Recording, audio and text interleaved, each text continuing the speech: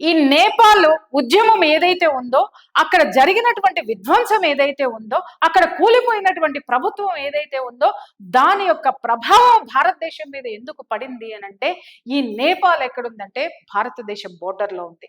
అలాగే ఆ నేపాల్ బోర్డర్లోకి ఎవరున్నారు అనంటే చైనా. Underline this point. అటుపక్క చైనా, ఇటుపక్క భారతదేశం, మధ్యలో నేపాల్. భారతదేశం ఎప్పుడు కూడా ఎవరి మీద కాలు దువ్వలేదు, ఎప్పుడు ఎవరి మీద యుద్ధం ప్రకటించలేదు. అలాగని భారతదేశం మీదకి ఎవడొచ్చినా ఉరికించి కొట్టించింది. సో ఈ చరిత్ర ప్రపంచం మొత్తానికి తెలుసు మై డియర్ ఫ్రెండ్స్. ఇప్పుడు కూడా అదే జరుగుతుంది. భారతదేశము ఎన్నో ప్రయాసలకు వచ్చిన తర్వాత దాదాపు 60 సంవత్సరాలు 63 సంవత్సరాల దాష్టీకంలో నుంచి బయటికి వచ్చి, ఇది మనం చూడండి my dear friends, BJP government రాకముందు వరకు కూడా మనం చదువుకున్నదేంటి? ఎన్ని జనరేషన్ చదువుకున్నా India is developing country, India is developing country.